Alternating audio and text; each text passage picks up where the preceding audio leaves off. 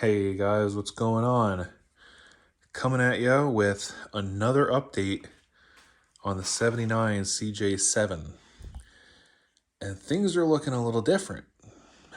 So, obviously, there's parts missing. We got the front grill off. This is the grill that I'm going to be using. It's pretty much in mint shape. The only thing that's really wrong with it is the 3 fender mounting holes on the passenger side. All 3 of them, the captured nuts are stripped or broken out of it. And so it had nuts and bolts securing the fender on. Unfortunately, I'm going to have to go that route again when I put the new fenders on. But that is what it is. It's not super terrible. You just got to pop the headlight and the turn signal housing out. It's really not that hard. 1 screw for the trim rings and 4 screws for the headlight assembly, and it all comes out. You just unplug it. So not a huge deal. So other than that, again, that grill shell is in really good shape. Surprising enough, as far as I can tell, it had the original core support mount on it, and the bolt actually backed right out without too much effort. So it's pretty good. You can see the hole for the core support mount is in perfect shape, so that's really good news. So got that out. Radiator's junk. It had an aftermarket auxiliary transmission cooler on it. That's junk. It's getting scrapped. I went through and I cut and got rid of all of the metal lines because all of that needs to get replaced anyway. Transmission cooler lines, fuel lines, brake lines, return line. So all of that's out.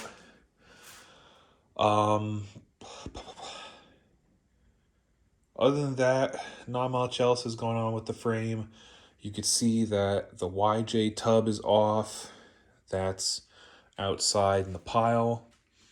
I got the frame step bars removed. They were getting some rust jacking going on. Stuff was packing in between the pad of the steps and the frame. So I wanted to get that out and get all of that cleaned up. The steps are in good condition. They're not rotted out or anything. So I'm just going to clean them up,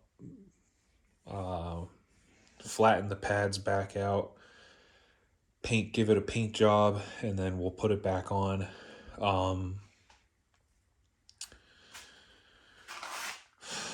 What else? Our fuel tank, unfortunately, is bad. I went to take one of the vent hoses off, and the whole nipple just pulled right out of the gas tank.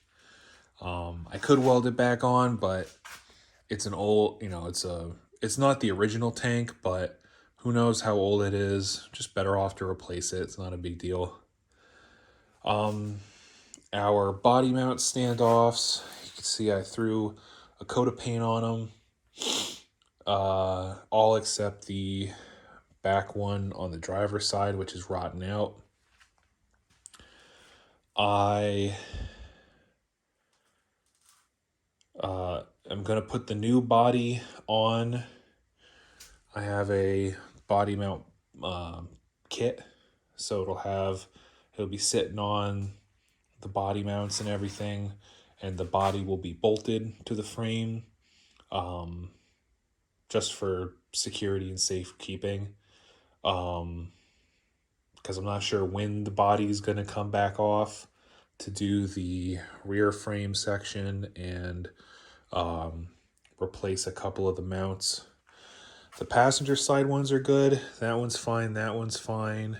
That one's a little pitted, but it's still round. On the driver's side, the two there, the holes are kind of chewed up. They're not exactly round anymore. And like I said, the one in the back is completely blown out. Thankfully, the one for the fuel tank support is in perfect condition, so that's good. But so those probably have to get replaced. One definitely does, and then I have to replace that whole back bar section that has the rearmost body mounts on it. So what else is going on? Roll bar. Got this over the weekend. Guy traded me this for the hatch from the CJ7 hardtop that came with all these parts. I'm not going to run a hard top. The only top I want on this is a soft top. Just because on the old Wranglers, the soft top, when it folded down, it tucked out of the way and it looked nice. It was fine. Whereas like on my 2023 JLU, the soft top just kind of rolled back and sat on the back of the roll bar, and it was kind of in your rear view, blocking the view and everything. So on my 23, I prefer the hard top. On the old Wranglers, I prefer the soft top. So long story short, traded the hatch for this roll bar. It is a sport bar out of a Wrangler, a YJ like this one.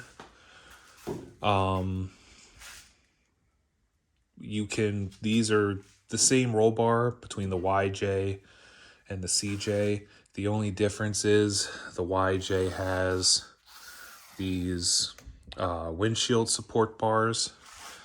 Now the 79 would have had just the lap belts. So the factory roll bar that's still in the tub doesn't have any seatbelt holes, but that's not how I wanted to go. These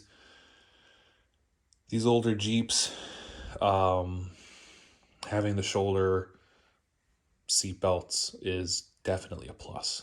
So got that. It's in pretty good shape. Both of the roll bars that I got are rotted out in the front and the back. This one, it has some pitting around the bar in the front feet and just had a couple little bubbles in the back. So wire wheeled everything, painted it. Also painted the underside of the feet. I'm not sure which side, but one of the pads blew out on the bottom where the drain plug got plugged up with a bunch of like rust flakes and stuff from inside the piping. So not a huge deal. You can't see it from the outside. Won't affect the structure of the roll bar.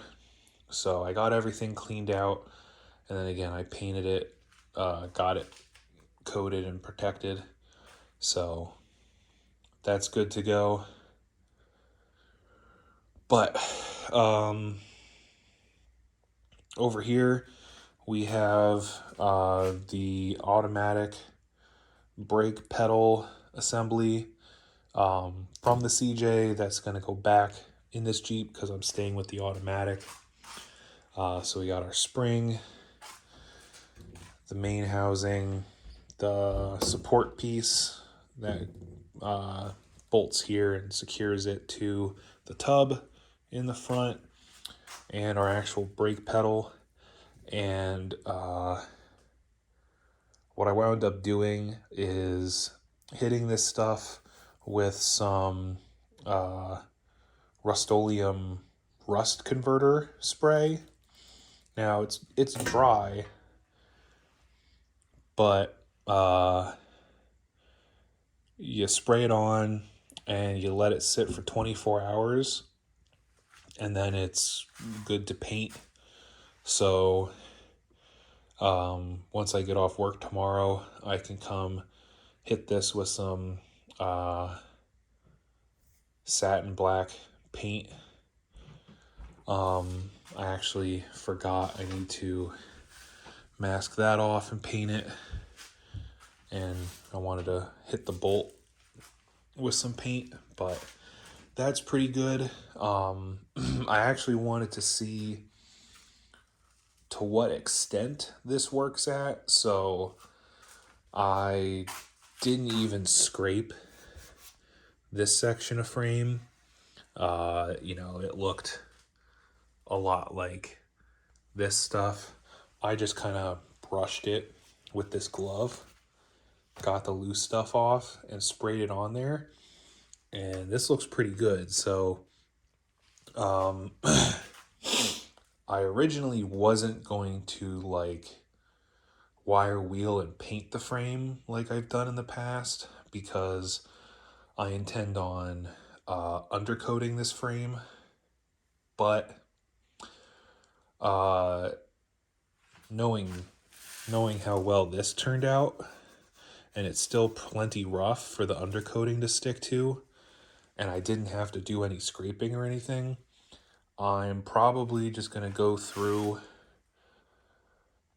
clean this again, wash it, because, it's still got some sand and stuff packed in. So we'll wash it again, probably scrub it a little bit, and then I'll spray the whole frame with this stuff. This is just one coat. It says, you only need one. You can put a second one on if you really want to, but you don't have to. So I'm probably gonna do just that. I will, I'll paint probably up to here, because I still have to address this front section of frame, but I'll paint up to here, paint this, and the whole rest of the frame, just because this is supposed to convert the rust, to kind of stop it, neutralize it, whatever. So that'll definitely be good to do, and then it'll still give me a rough surface for the undercoating to go on. And once I have the wool wax undercoating on, the frame will look pretty much like it's painted anyway. So that's that. Parts wise, I mentioned a new tub. I bought a Omg Ada reproduction CJ7 tub kit. It was like $4,500, but it comes with the tub, a tailgate, the windshield frame, the hood, and the fenders. So you pretty much have a whole brand new Jeep, except for the core support grill shell, which I have, and it's in good shape. So that's supposed to get here Thursday, which is, again, pretty exciting. But so that's coming. I have a new dash panel coming. The tub comes with a dash panel, but from looking into that I've done, the dash panel that it comes with doesn't have any holes cut in it besides speaker vents on the driver and passenger side and the glove box hole. And ain't no way I'm cutting all those holes out for the steering column gauges, the HVAC controls, wiper controls, the little lights that go in there that tell you what's what and everything. So Omg Ada and a couple other companies, but the one I got is Omg Ada, sells a black powder coat or a stainless steel dash panel that comes pre-cut. You can get, the one I got has, the factory gauge holes and everything, and the radio holes. You can get them without the radio cutout, but speaker holes, you can get them without the radio or speaker cutouts. You can get those blank. The only thing that they don't make ones that come with the clock and tack holes. But those gauge holes wouldn't be too hard to cut out after the fact, but it's all the other gauge holes. Like you can see the hole for your steering columns, this funky shape, and the couple of the holes are half circles, and there's rectangle slots for the lights and square holes for the HVAC controls, and the gauge, the main speedo gauge hole has 4 studs on it. So instead of dealing with all that, I got a new dash panel coming. And the reason I'm so focused on that is, if we'll go into the other shop area.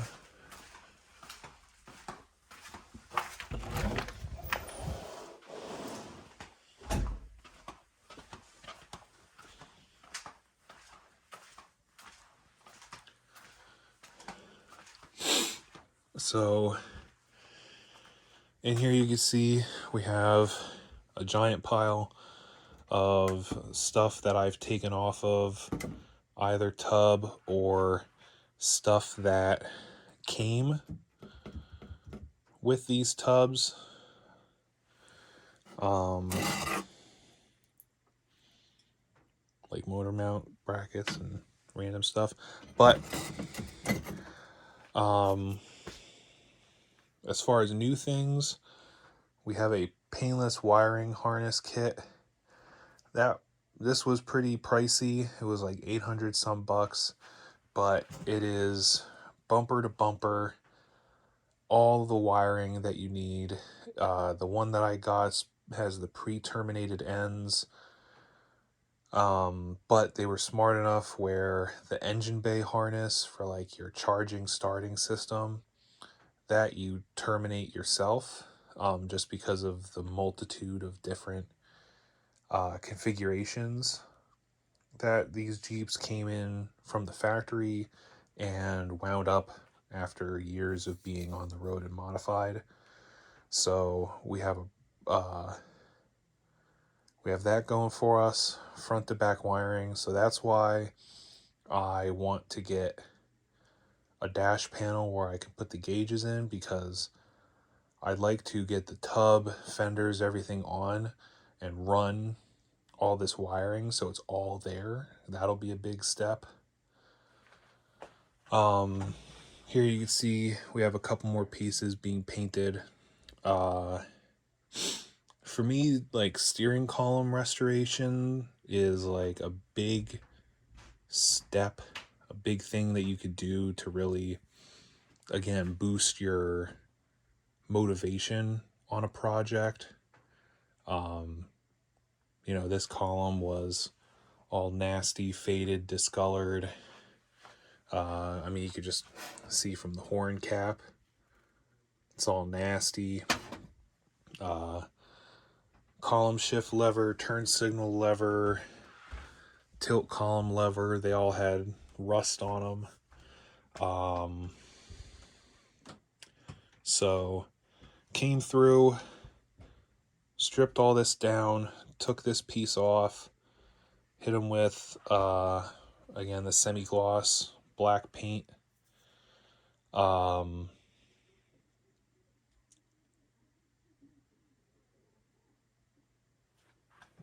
The column shift lever, they don't make. They make the manual transmission levers, but and this isn't the first vehicle. You know, I had a Pontiac that had a column shifter, the square body Chevys with the column shifter. Nobody seems to reproduce the factory shift handles for the column shift setup, so I just scuffed this down and painted it black. You know, the tilt lever that was in here was black, so I was like, you know, it won't really stick out. It's not a huge deal.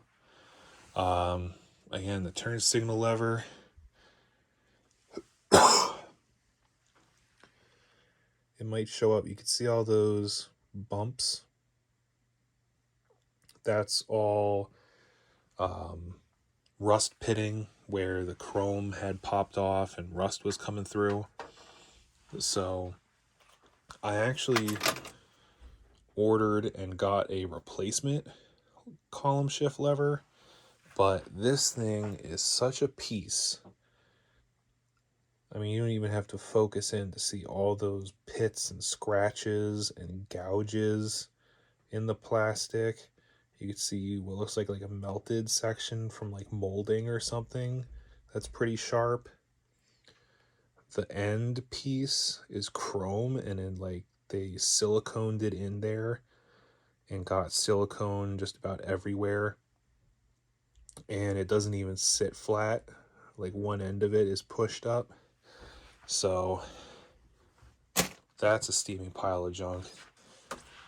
And it doesn't even match the factory handle, because you can see the factory one has a knob similar to the column shift lever. So scariest part is that is made by Omg, which is the same company that I got the dash pad, the dash panel, and my entire body from, but they are the only ones that make that turn signal lever. Nobody else makes it. So that's probably a situation where now we don't have to work as hard on it, because what else are you going to buy? Whereas there's other companies that make the panels and the tubs. And also it's the, you know, just the situation where, you know, sometimes a good company makes a bad product and sometimes a company makes good products at the same time. So I'm holding out hope. We also have a new lower support bearing, because as with most, this one is completely blown out. I saw a video where this guy was promoting this like wolf bearing or something, where it's supposed to be like a sealed bearing, and you know, it's supposed to last forever and not get dirt and stuff in it like the factory column does. But it's $100 shipped, and for $130 I got a replacement bearing, factory style, a factory replacement or a replacement ignition switch, turn signal switch, key cylinder, that lever, which turned out to be junk. So like, I got everything to restore this column for $130 when they wanted $100 for this lifetime bearing or whatever. So on that. But again, you know, this is one of the big steps is, you know, painting, getting things to look visually motivating. I do have to wait. I'm waiting for my bulb to show up, and then I can put my gear shift indicator on. And you know, none of this stuff is perfect, but at the same time, it doesn't need to be perfect. It'll look just fine for me and for the Jeep, and it'll look better than it did when I got it. So, yeah.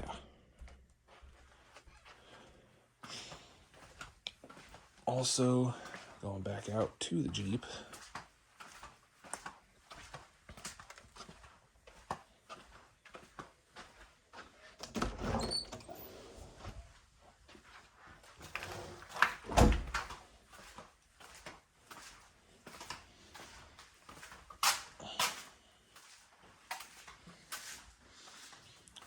We have a new distributor there to get rid of the factory computer controlled distributor. Ditch that, simplify things, get that all out of the way. My main goal is I would really like to get the body tub put on. I would like to get the, get the body together. The body is going to come primered. So, that'll be, that'll work out just fine for now. So I want to get the tub on, fenders on, the hood on. The windshield frame, I don't know if it comes with hinges. If it doesn't, the windshield frame's going to be, chilling around for a while. For two reasons. One, I only have these hinges, which are like aftermarket junky chrome hinges. So I would need to probably get replacement hinges, and I don't have any of the bolts. But if it does come with hinges, then we don't have to worry about it. Get that on. And then I want to get the wiring, like I said, ran, the painless kit, get all of that stuff in. And I want, to have the wiring run everywhere. Have this thing like hooked up, ready to go. And then I want to see if I can get this engine to run. I will need to sort out my transmission cooler line setup first. But if anything, I can just maybe make a line that just loops them together. But I'd like to see if I can get this thing to run. If I can, great. Again, this thing turns over. It looks good on the inside. The fuel pump looks new. Carburetor looks but we'll have to see. So my immediate what's next steps, besides everything I just mentioned, we got to change the starter. I'm going to change the oil in the filter. We got to put the replacement, or put the HEI distributor and plug wires in. We have to clean off the old valve cover gasket and get the new valve cover gasket put on and put the valve cover back on. And then that'll be good to go. I still want to change my rear axle. I'll have to get new U-bolts for that. But, I see we have the wide track axle sitting over there. So I would like to get that swapped in, this frame just chilling in there. Again, we got to get the frame painted up. And then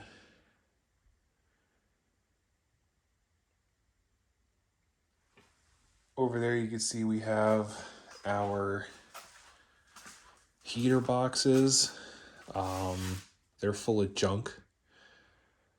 I really got to go through there and open it all up, change my heater core, change all my seals, change my flap door seals and everything, get that sealed up and ready to go in the tub.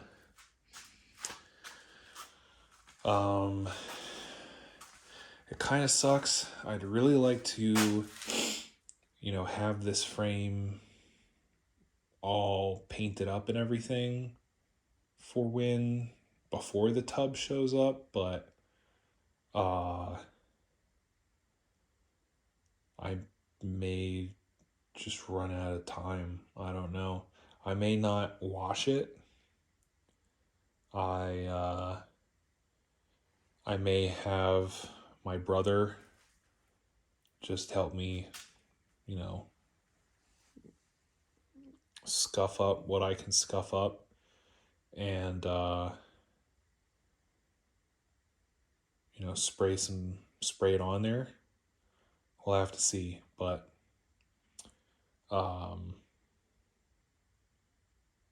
if anything, I really just have to get from here back sprayed, because the fenders I can wait to put on, but the tub I want to get on the frame as fast as possible so then I can put the other stuff in the tub.